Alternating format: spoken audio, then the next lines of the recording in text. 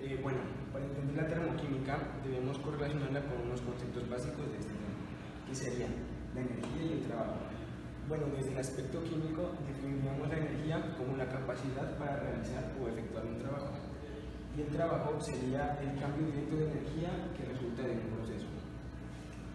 Bueno, todo proceso, sea químico o sea físico, se relaciona con el intercambio de las energías. Y bueno, la rama que estudia la energía se llama la termodinámica. Y cuando el estudio de la energía va encaminado hacia un cambio químico, se llama termoquímica. La energía es un concepto bastante cotidiano. Es muy fácil entender el concepto de energía cuando estamos pensando en hacer algo. Es decir, cuando estamos agotados, estamos cansados, decimos que no tenemos energía. Cuando recién descansamos, decimos que estamos llenos de energía. También se puede ver la energía de diferentes tipos que se estudian en la química, en la física y otras ramas.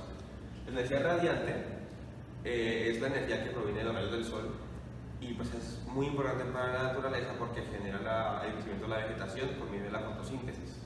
También está la energía térmica, que es la que tiene que ver con el movimiento aleatorio de las moléculas y los átomos.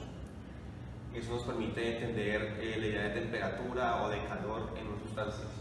También está la energía química, que es la energía que nos permite entender las estructuras de las sustancias químicas y por qué cuando se rompe, se descompone o se crea una nueva, hay cambios en la energía manifestada a través del calor o de otras cosas que veremos más adelante. Y por último, la energía potencial, que es la energía que está relacionada con la posición de un objeto. El siguiente concepto que es importante tener en cuenta es la ley de la conservación de la energía. Esta ley básicamente nos permite entender el funcionamiento principal de la energía y cómo se ve involucrada en las reacciones y en prácticamente la vida. Dice la ley de la conservación de la energía que la energía total del universo siempre permanece constante, no aumenta ni disminuye, no se crea ni se destruye. Bueno, retomando el tema de trabajo y calor, definimos el trabajo como menos la presión por el cambio de volúmenes. Bueno, este menos se refiere a que el sistema hace un trabajo o realiza un trabajo sobre los alrededores. Bueno, en este ejemplo nos dice que cierto gas se expande con un volumen de 2 litros a 6 litros. Entonces, tenemos nuestro primer dato, que sería el volumen 1 y el volumen 2. El volumen 1 nos dice que sería 2.0 litros. Y el volumen 2, 6.0 litros.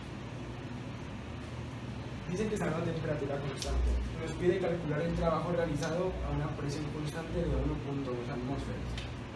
Entonces, la presión va a ser igual a 1.2 atmósferas.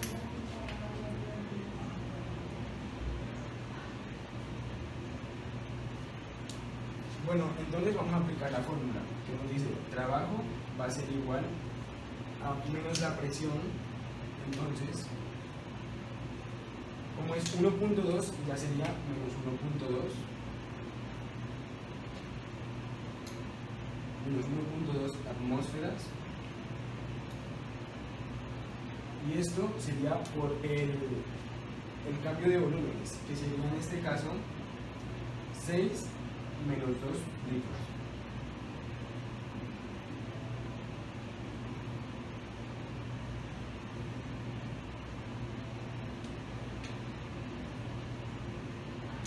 Y esto nos daría como respuesta 4.8 menos 4.8 litros por atmósfera. Y para especificar estas unidades a joules, vamos a hacer una conversión. Nos dice que el trabajo, que es menos 4.8 litros por atmósfera, lo vamos a convertir a joules. Pero entonces nos dice que 1 litro por atmósfera es equivalente a 101.3 joules. Cancelamos litros atmósferas por litros atmósferas y el resultado nos va a dar menos 4.9 por 10 a la 2 joules.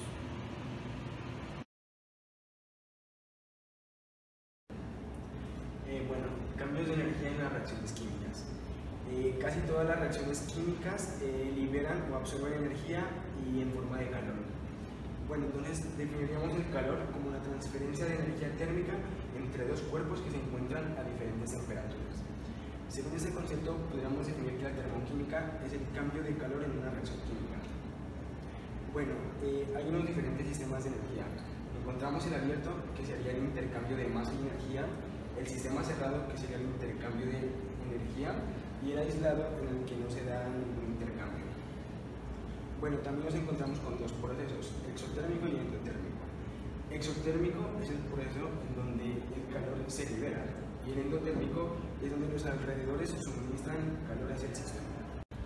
Acabamos de ver que un proceso o una reacción puede ceder o puede absorber energía. Y esto va a ser muy importante en la primera ley de la termodinámica, que es la que nos va a ayudar con todos los cálculos que hagamos sobre energía, calor y otro tipo de cosas. La primera ley de la termodinámica dice lo siguiente: la energía no se crea ni se destruye, solo se transforma. Para lo siguiente vamos a definir U mayúscula como la energía y delta de U como el cambio de energía. Y está dada por la siguiente ecuación: cambio de energía es igual a Q más W, donde Q es el intercambio de calor entre el sistema y los alrededores, mientras que W es el trabajo aplicado sobre o por el sistema. Y está dado por la ecuación que tenemos aquí: W es igual a menos presión por cambio de volumen. Esto para los gases. Bueno, cabe resaltar que el trabajo puede ser aplicado sobre el sistema o el sistema puede hacer un trabajo, y eso nos dirá el signo que tiene W. También podemos saber el signo que tiene Q dependiendo de si el sistema cede o absorbe calor. Bueno, entalpía. La mayoría de cambios físicos o químicos ocurren a la presión constante de la atmósfera. Entonces, utilizamos la entalpía para medir el calor recibido o liberado de un proceso a una presión constante. Bueno, también decimos que la entalpía es una propiedad extensiva, ya que su magnitud depende de la cantidad de materia que esté presente en ese proceso.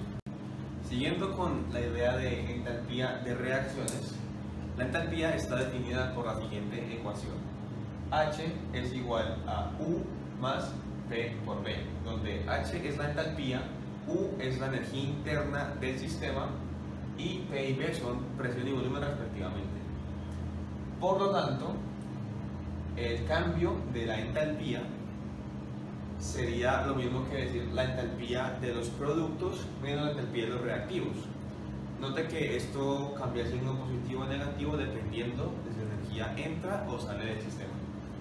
Pero si nos regresamos a un momento, también podemos obtener que el cambio de entalpía es igual al cambio de energía más el cambio de presión-volumen.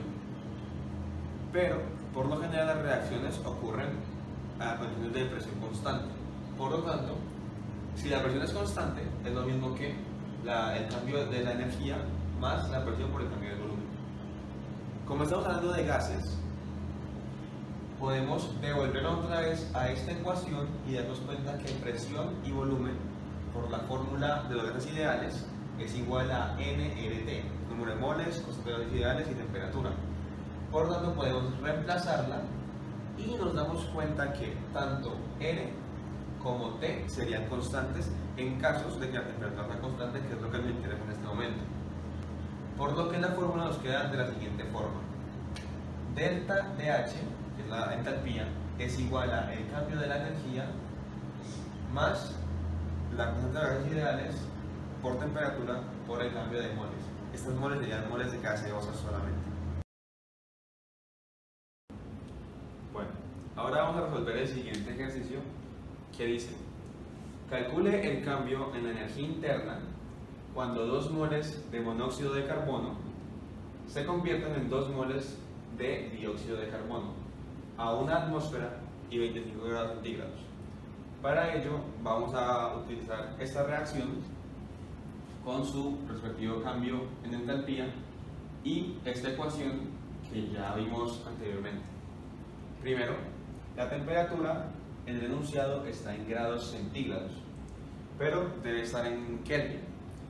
Para ello vamos a aplicar el factor de conversión. Sabemos que Kelvin es igual a grados centígrados, que en este caso son 25 grados, más 273,15. Por lo tanto, la temperatura de la reacción es igual a 298 Kelvin, ignorando la parte decimal. También sabemos que la constante R de los gases ideales se puede expresar de la forma 8,314 joules sobre mol por Kelvin.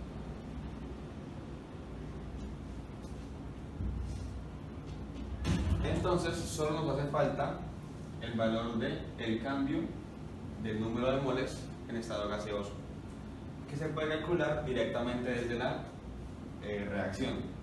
Del lado de los reactivos vemos que hay 2 moles gaseosas de CO y 1 mol de O2.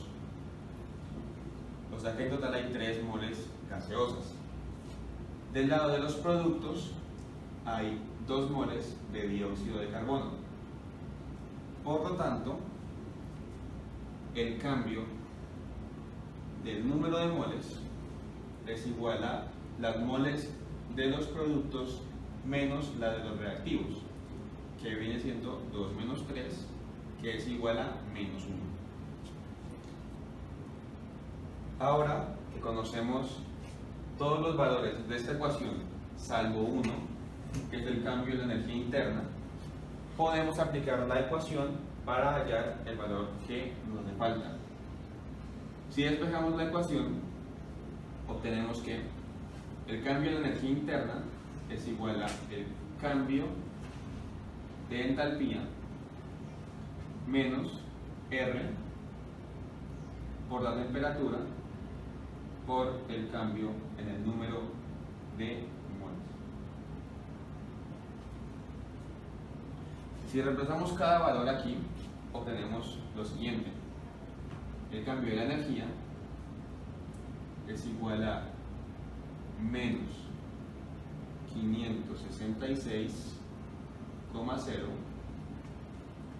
kilojoules sobre mol menos R, que es 8,314 joules sobre mol por Kelvin. Aquí esta cantidad está en joules, unidades joules, pero esta otra cantidad está en kilojoules.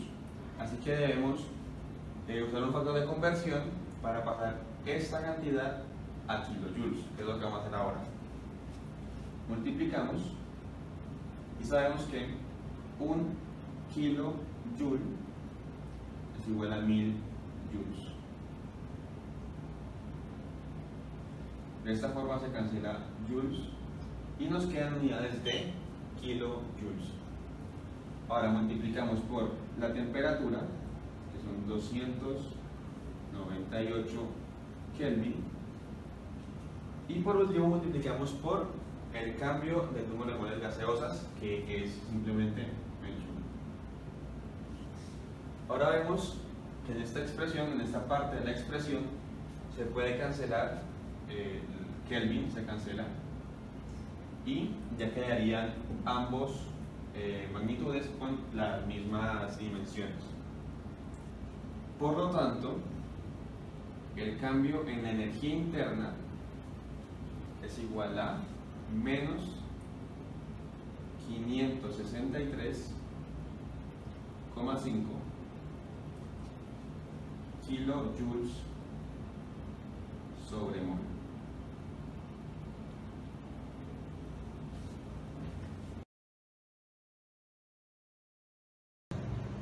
Bueno, las ecuaciones termoquímicas muestran los cambios de entalpía como las relaciones entre las masas. Bueno, para estas ecuaciones químicas tenemos como un par de reglas o algo que tenemos que seguir. La primera nos habla sobre los coeficientes estequiométricos, que nos dicen el número de moles que tiene cada sustancia. La segunda nos dice que si invertimos la ecuación termoquímica, cambiarían de papeles los reactivos y los productos, pero la entalpía de reacción sería la misma, pero con el signo contrario. La tercera nos dice que si multiplicamos la ecuación termoquímica por un factor n, también multiplicaríamos la entalpía de reacción por el mismo factor. Y la cuarta nos dice que debemos especificar el estado de los reactivos y los productos en cada ecuación, por decir si está en estado líquido, sólido o gaseoso. Calorimetría es la ciencia que se encarga de medir los flujos de calor producidos ya sea por procesos físicos o químicos. El instrumento que puede medir este flujo de calor puede ser un instrumento llamado calorímetro. La cantidad de calor que transmite o recibe un cuerpo está dada por la ecuación de la masa, el calor específico por la temperatura final menos la temperatura inicial. Cabe recordar que la masa por el calor específico se puede ver como la capacidad calorífica. En la calorimetría, cuando se trabaja a presión constante, el calor medido es igual al cambio en la energía interna del sistema, menos el trabajo empleado en esta. Aquí tendríamos nuestra ecuación número 1. Después de haber formulado nuestra ecuación número 1, decimos que como la presión se mantiene constante, el calor medido representa el cambio de la entalpía. Aquí lo podemos ver como la entalpía final menos la entalpía inicial, y aquí tendríamos nuestra ecuación número 2. La entalpía es una magnitud termodinámica que se representa con la letra H mayúscula, cuya variación expresa la cantidad de energía absorbida o cedida por un sistema, es decir, la energía que tiene el sistema con su entorno. Anteriormente hablamos de la definición de calorimetría y de todas sus componentes. Ahora, para que nos quede más claros los conceptos, vamos a hacer un ejercicio que es: una bomba calorimétrica a volumen constante se quema 1.435 gramos de naftaleno. Como consecuencia de la combustión de la temperatura al interior de la bomba es de 1,80 kJ sobre grados centígrados. Y nos dan una nota que dice que la temperatura al interior de la bomba se eleva de 20,17 grados centígrados a 25,84 grados centígrados. Para resolver la parte A que nos pide el calor liberado en la reacción, vamos a tener en cuenta esta formulita.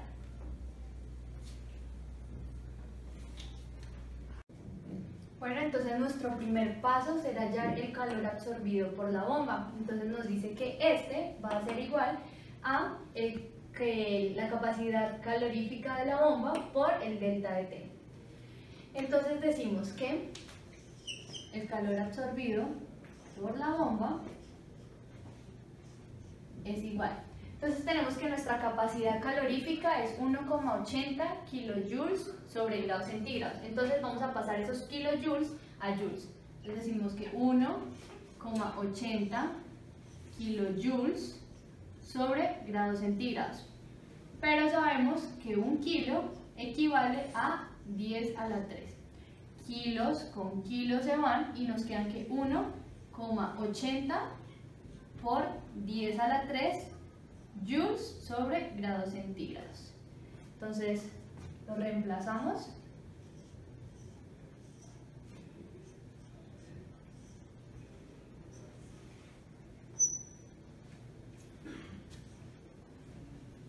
Y ahora nos dicen que por el delta de T. Pero el delta de T es igual a la temperatura final menos la temperatura inicial. Y nosotros tenemos que ese resultado nos da 5,67 grados centígrados. Entonces lo reemplazamos aquí. 5,67 grados centígrados. Entonces, ahora decimos que grados centígrados con grados centígrados se van y que eso es igual a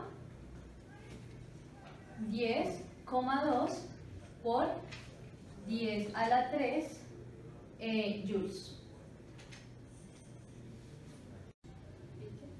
Después de haber hallado el calor absorbido por la bomba, procedemos a hallar el calor absorbido por el agua. Entonces decimos que el calor absorbido por el agua es igual a la masa del agua por el calor específico del agua por el delta de T. Entonces decimos que esto es igual a ¿qué? Nos habían dicho que la masa era 2000 gramos y que el calor específico del agua es 4,186 joules sobre kilogramo por grados centígrados. Pero como necesitamos que estas unidades se vayan, entonces pasamos alguna de las dos a la otra unidad. En este caso pasaremos esta. Entonces decimos que 4,186 joules sobre kilogramo por grados centígrados. Sabemos que un kilogramo equivale a 10 a la 3 gramos. Cancelamos kilogramos con kilogramos y decimos que 4,186, estos 10 a la 3 que están abajo los subimos arriba, negativos, por 10 a la menos 3 joules sobre gramos por grados centígrados, y este valor lo reemplazamos aquí. Entonces decimos que 2000 gramos por 4,186 por 10 a la menos 3 joules sobre gramos por grados centígrados, y por el valor del delta de T que nos lo habían dado en el ejercicio anterior, que era 5,67 grados centígrados. Entonces cancelamos gramos con gramos y grados centígrados con grados centígrados y nos quedan joules. Entonces decimos que el calor absorbido por el agua es igual a 47.446,56 joules. Pero si observamos nuestras cifras significativas, encontramos que debemos entregar el valor con 3. Entonces decimos que esto es igual a 4,74 por 10 a la 1, 2, 3 a la 4 joules. Bueno, entonces nuestro delta de T es igual a 5,67 grados centígrados. Ahora, con los datos que tenemos, lo vamos a reemplazar en esta ecuación que tenemos aquí. Entonces decimos que Q de la bomba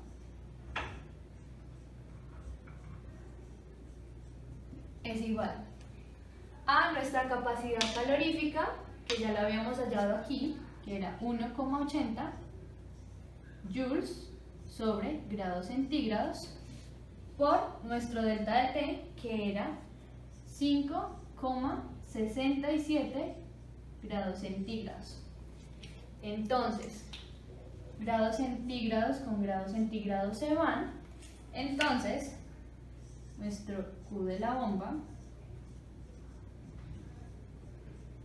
es igual a 10,206, pero como tenemos tres cifras significativas en cada uno de estos, entonces nuestro total sería de 10,2 joules. Después de haber hallado el calor absorbido de la bomba y el calor absorbido del H2O, entonces venimos a esta ecuacioncita que dijimos que íbamos a utilizar, que es que el menos Q de la reacción es igual al Q absorbido, que a su vez es igual al Q de la bomba más el Q del agua.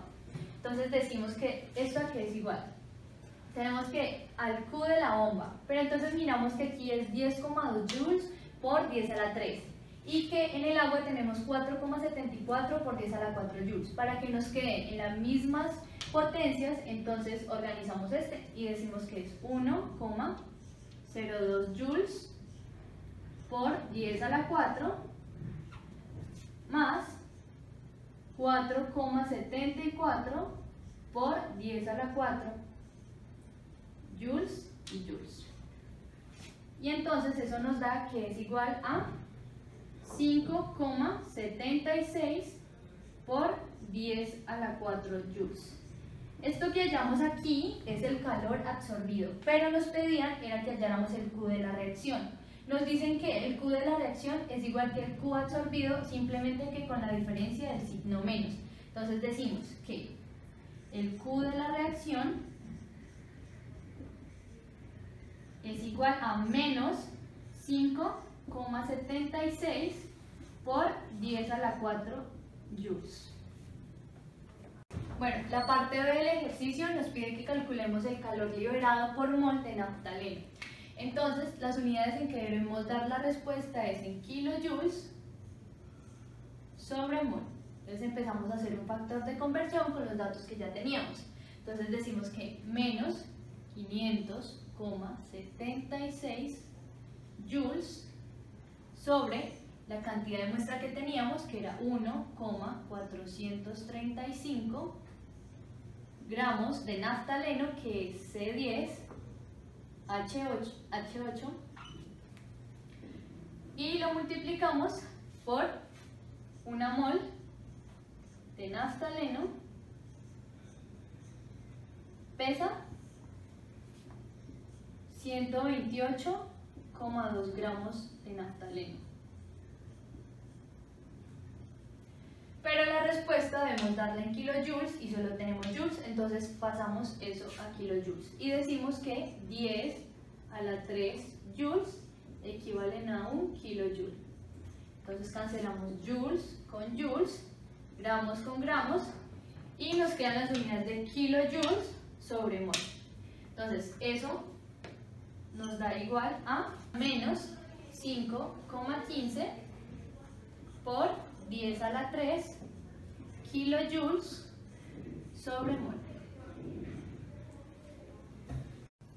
Bueno, ahora en la parte C nos piden calcular la entalpía de la reacción en kilojoules sobre mol. Para eso vamos a aplicar esta ecuación que dice que el cambio en la energía es igual al cambio de la entalpía menos R por T por el cambio en el número de moles. Primero sabemos que la temperatura es igual a 5,67 grados centígrados, pero la temperatura debe estar en Kelvin para poder aplicar esta fórmula. Así que la convertimos y obtenemos que la temperatura es igual a 275,82 Kelvin. Ahora sabemos que R es igual a 8,314 joules sobre mol por Kelvin. Nos faltaría calcular el cambio en el número de moles gaseosas. Para ello vamos a la ecuación y en los productos vemos que hay 10 moles gaseosas y en los reactivos tenemos 12 moles gaseosas. Por ende, el cambio del número de moles vendría siendo igual a 10 menos 2, que es igual a menos 2. Y como esto es un proceso a volumen constante, el cambio de la energía sería igual a Q en volumen constante. Ahora podemos reemplazar todos los valores en esta ecuación para obtener el cambio de la entalpía. Así que despejamos primero y sabemos que delta H es igual a el cambio de la energía más R por T por el cambio en el número de moles. Así que delta H por el cambio de la entalpía o la entalpía de la reacción, que es lo mismo, vendría siendo igual a Q a volumen constante, vendría siendo igual a, reemplazamos cada uno de los valores. Esto lo hablamos anteriormente, sabemos que es menos 5,15 por 10 a la menos 3 kilojoules sobre mol. y añadimos los demás elementos de la ecuación. R ya lo calculamos, 8,314 joules sobre mol por Kelvin. Esto está en joules, debemos pasarlo a kilojoules puesto que así debe ser la respuesta.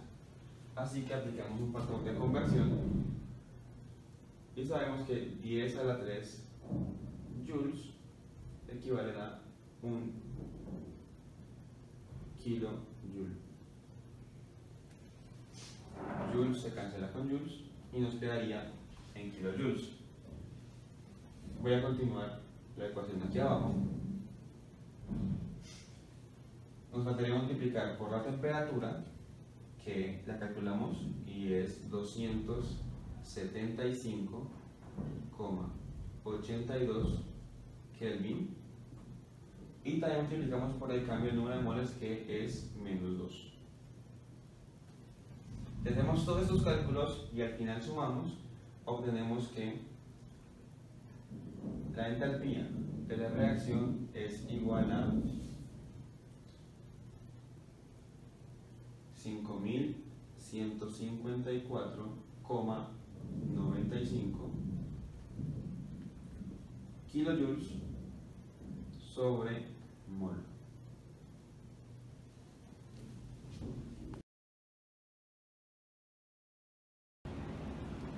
Entalpía estándar de formación. Bueno, es el cambio de calor que resulta cuando se forma una mol de un compuesto a partir de sus elementos, y esto siempre a la presión de una atmósfera. Bueno, la entalpía estándar de formación se define con esa notación, en donde este cero de aquí nos menciona el estado estándar, que siempre va a ser la presión a una atmósfera, y la F nos dice la formación. Bueno, este cambio siempre se va a dar a una temperatura de 25 grados centígrados. Ya después de definir la entalpía estándar de formación y reacción y calculado la entalpía estándar de formación, procederemos a calcular la entalpía estándar de reacción por medio de dos métodos. El primero, que es el método directo, y el segundo, que es el método indirecto. El método directo se utiliza para compuestos que se sintetizan con facilidad a partir de sus elementos, y el método indirecto, o ley de Hess, se utiliza cuando los compuestos no se pueden sintetizar directamente a partir de sus elementos. ¿Qué dice la ley de Hess? Dice que cuando los reactivos se convierten en productos, el cambio de la entalpía es el mismo independientemente de que la reacción se realice en un paso o en una serie de pasos. Bueno, conocidas las entalpías estándar de formación, nos piden hallar la entalpía estándar de reacción. Bueno, tenemos que tener en cuenta que la entalpía estándar de reacción va a ser igual a la sumatoria del coeficiente estequiométrico por la entalpía estándar de formación de los productos menos la sumatoria del coeficiente estequiométrico por la entalpía de formación de los reactivos. Bueno, y en el caso de este ejemplo solamente sería aplicar los valores en la fórmula. Entonces vamos a decir que es igual, como en este caso serían los productos, entonces empezamos por esa parte, que sería 8 por 8, que sería el coeficiente estequiométrico, y por la entalpía estándar de formación del CO2, que sería menos 393,5 kilojoules sobre mol, como es sumatoria más el siguiente coeficiente estequiométrico, que sería 10, por la entalpía estándar de formación del H2O, que es menos 285,8 kilojoules sobre mol. Y todo esto, según la fórmula, sería menos la sumatoria de los coeficientes estequiométricos, pero en este caso de los reactivos, que sería 2 por la entalpía de formación de el C4H10, que sería menos 124,7 kilojoules sobre mol, y según la sumatoria más el coeficiente estequiométrico 13 por la entropía de formación del oxígeno, que sería 0. Entonces, al hacer esta operación, nos daría un resultado de menos 5.756,6 kilojoules.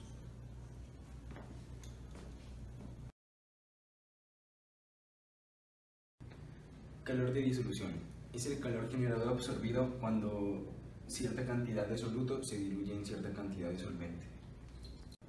Calor de dilución. Es el cambio de calor o cambio de entalpía asociado a un proceso de disolución de un solvente en una sustancia. Bueno, retomando lo anteriormente visto, decimos que la termoquímica hace parte de la rama de la termodinámica y definimos la termodinámica como el estudio del intercambio de calor y otras formas de energía.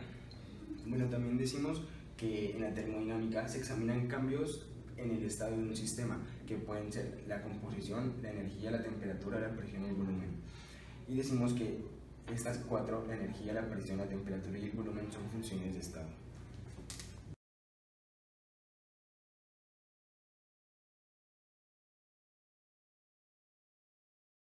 ¿Por qué es importante conocer las propiedades de los materiales en el ámbito de la construcción? Bueno, muchachos, para responderle a esa pregunta, lo primero que tenemos que definir es qué son los materiales, ¿cierto? Entonces, los materiales son las sustancias que tienen las propiedades específicas que los van a tornar útiles en la ingeniería, ¿cierto? Y esa utilidad puede ser para construcción de cosas, construcción de equipos, construcción de edificaciones, estructuras, dispositivos, productos. Entonces, sabiendo esa definición, ustedes ya pueden empezar a notar la importancia de las propiedades en los materiales. ¿Listo? O sea, para nosotros poder utilizar un material necesitamos estudiar si las características son adecuadas para cada situación o para cada uso que le queremos dar a un material, ¿cierto?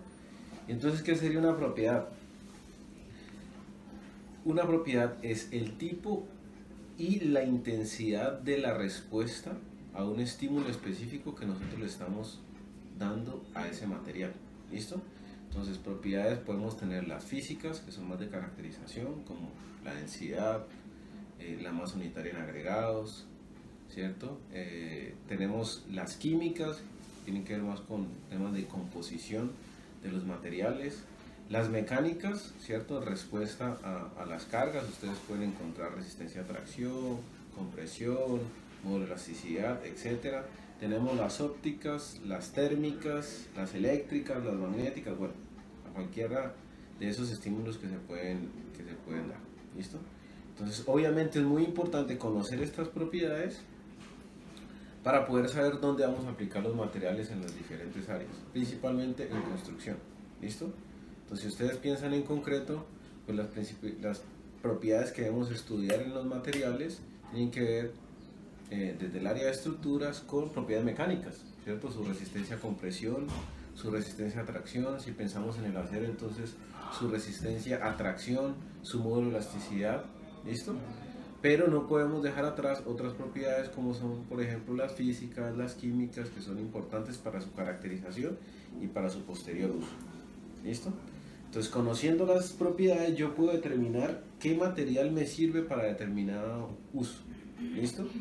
Y no es solamente estudiar la propiedad en ese momento, sino que hay que ver el desempeño de ese material a lo largo de toda su vida útil, ¿listo? ¿Cómo puede ser útil la calorimetría en la construcción? Bueno, la calorimetría es una técnica bastante compleja, que hay diferentes tipos de calorimetría, ¿cierto? Vamos a hablar de una técnica que sería, por ejemplo, la calorimetría, que se estudia en los materiales a base de cemento, los materiales que reaccionan y que generan reacciones exotérmicas, o sea que liberan calor. Entonces, la calorimetría puede ser, en ese caso, estudiar cómo es la liberación de calor a lo largo del tiempo en ese material, ¿listo? Entonces, si pensamos en materiales a base de cemento, pues es muy importante. ¿Por qué? Porque esa generación de calor puede causar problemas como, por ejemplo, fisuras, ¿cierto?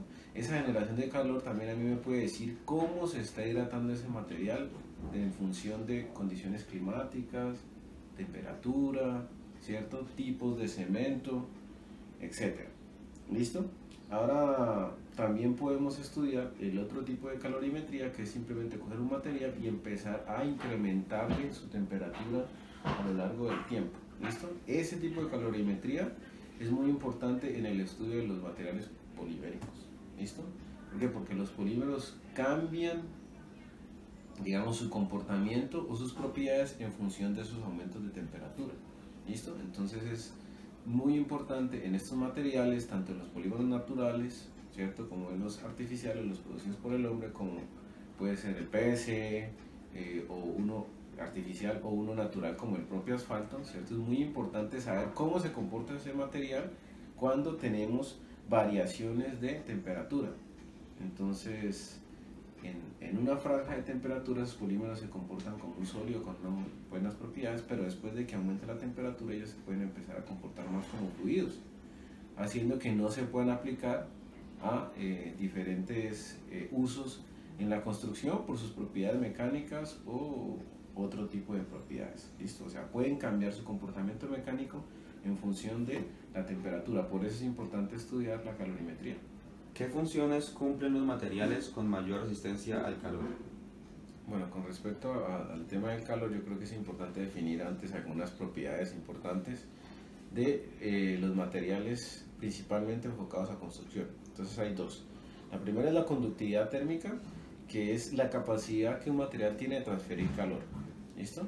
Ese es muy importante debido a que la mayoría de nuestros materiales van a estar en edificaciones, ¿cierto? Edificaciones que van a estar expuestas a acciones ambientales, como es el viento, el calor, el sol, ¿cierto? Entonces nosotros debemos diseñar esos materiales en función del desempeño térmico. ¿Eso qué quiere decir? Que si tú estás, por ejemplo, en los Estados Unidos y sabes que allá hay estaciones, pues a mí me interesará un material que cuando esté haciendo frío por debajo de 0 grados centígrados, ¿cierto?, esté en esa temperatura, yo dentro de mi casa esté en una temperatura confortable. Entonces, ¿qué pasa? Si el material transfiere el calor muy rápidamente, pues la temperatura externa se va a transmitir rápidamente dentro de una vivienda, por decirlo así. Entonces yo necesito un material que esa tasa de transferencia sea bien lenta. Y si ustedes piensan en el otro extremo, que sería cuando estamos por ejemplo, en los Estados Unidos también, pero cuando están en verano, donde tenemos una alta temperatura, yo necesito que ese material haga que la transferencia de calor sea muy lenta para que aquí yo tenga una temperatura menor y en la parte externa yo tenga una temperatura mayor. ¿Listo? Entonces es muy importante este tipo de estudio porque uno de los mayores equipos que consume energía y por lo tanto más impacta el tema ambiental en las construcciones o en las edificaciones son los aires acondicionados. ¿Listo? O sea que si nosotros tenemos materiales con baja conductividad térmica, podemos generar disminuciones de consumos energéticos porque no utilizamos tanto los aires acondicionados. Entonces esa propiedad es muy importante en la construcción. La otra que quería comentarles es la expansión térmica, ¿cierto? Que no es nada más que todos los sólidos cuando son sometidos a diferentes temperaturas van a tener un cambio de volumen. ¿Listo? ¿Y por qué la traje a colación? Porque esa propiedad fue una de las principales causas por las cuales hoy nosotros podemos utilizar el concreto armado.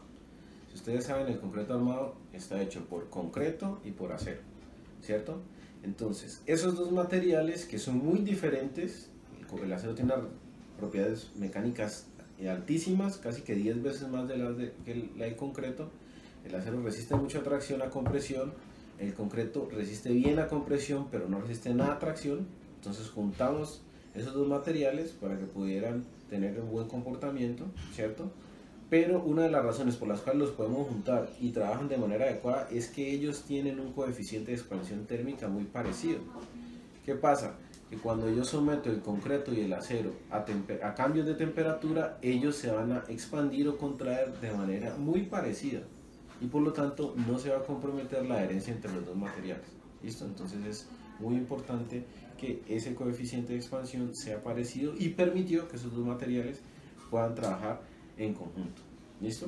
Entonces ahí más o menos estaríamos hablando sobre el tema de la resistencia al calor, pensando más en el desempeño térmico. ¿Listo? Podemos tener también otras aplicaciones, por ejemplo, de los materiales de construcción en hornos, ¿cierto? Entonces, para fabricación de hornos de cemento, entonces materiales que son aislantes térmicos, que no permiten que se pierda tanto calor con el exterior. Dependiendo entonces de la aplicación, podemos tener la importancia en la resistencia al calor o la conductividad térmica, que me parece que es un término más aceptado. ¿Qué consecuencias puede haber si no se tiene en cuenta la resistencia al calor de los materiales para construir un pavimento?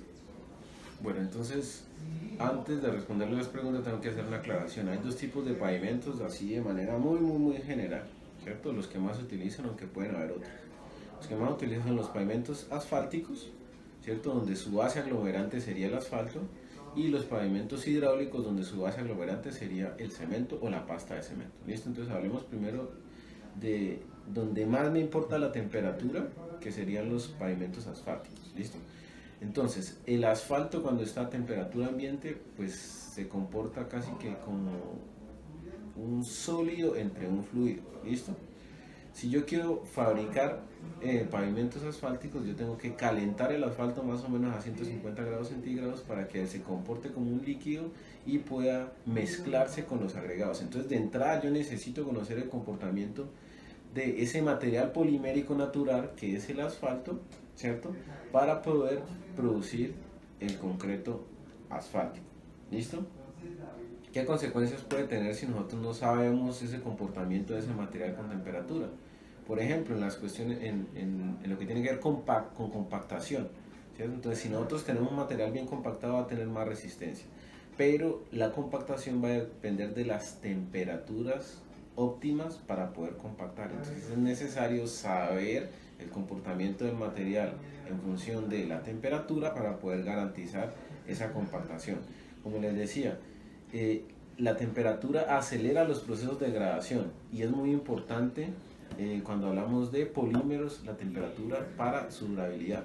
Entonces, si tenemos condiciones ambientales con alta temperatura, podemos tener una degradación más rápida de ese polímero que es el asfalto y por lo tanto tener menor durabilidad. ¿Listo? Entonces puede tener consecuencias graves en lo que tiene que ver con durabilidad si no conocemos esas propiedades en los pavimentos asfálticos. Y en los pavimentos de concreto, pues tendría que ver todo con el tema de hidratación. Entonces, cómo se comporta esa mezcla de concreto cuando genera calor y qué consecuencias puede traer esos cambios de temperatura en el tiempo, dado que ustedes saben que si hay un aumento o una disminución de temperatura, el material puede contraerse o expandirse, y si hay restricciones de ese material, se pueden generar esfuerzos de tracción. El concreto casi no resiste a tracción y por lo tanto puede fisurar. ¿Listo? Entonces, por eso es importante tener en cuenta el comportamiento térmico de los materiales.